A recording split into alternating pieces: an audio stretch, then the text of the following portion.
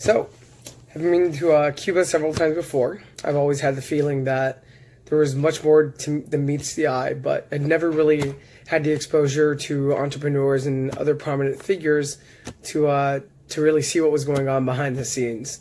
And that really happened during this trip, and I'm very grateful for that, and was able to learn a substantial amount of the country, especially in regards to the opportunities that exist in the future.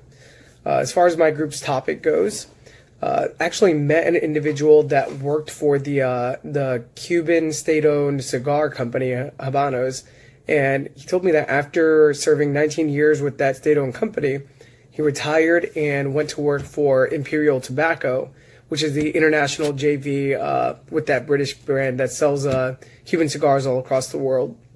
Now, I don't think the sector will continue to privatize, simply because it's too lucrative for the government as it is right now.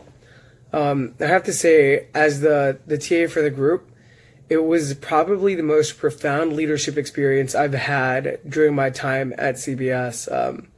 I was able to have a lot of one-on-one interactions with pretty much every student in the group, and I used those interactions to then tailor, the experience and make sure that I was conveying that information to the professor. And it was phenomenal. I really enjoyed it, and I met a lot of people that I otherwise probably wouldn't have come across, cross paths with at CBS. Now, it's definitely going to be one of the fondest memories I have of my time at CBS, definitely.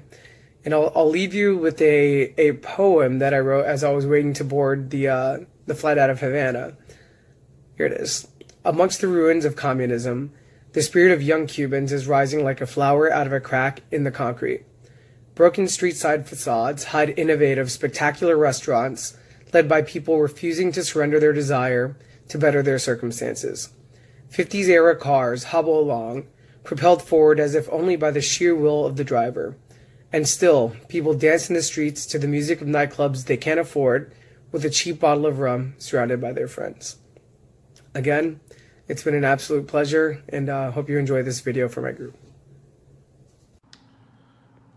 Probably the most interesting thing I learned was that Havana was pretty much built in an 8-year period about 60 years ago with really no capital improvements since then.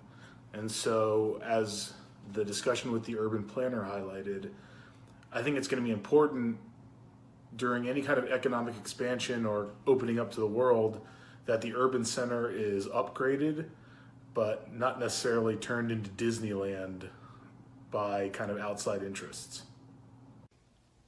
So one of the things I found really interesting about Cuba was the increasing demand for more luxury tourist experiences.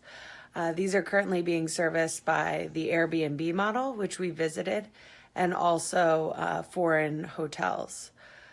One of the interesting things we learned at Kapinski was that oftentimes service quality is an issue because of the stable wage rates that you have to pay the workers. I personally stayed behind to do a little bit of due diligence, and I actually found the service quality to be quite on par with other luxury experiences. My pool boy was very attentive to my needs and made sure that I got my cappuccino promptly and had a towel to enjoy a little poolside tanning. What I found most interesting about the Cuba trip was the fact that everybody needed a second job in order to sustain their state salary. So for example, we stayed with a host of a Casa Particulares who was a dentist. But in order to sustain her salary, she also needed to run the Casa Particulares and gain additional income that way, potentially gaining more income than she actually did as a dentist. So that really was powerful to me to actually see. In like 80% of the people that we encounter, they have some other source of income, and it shows that there really is a need for change in the fully governmentally supported market economy.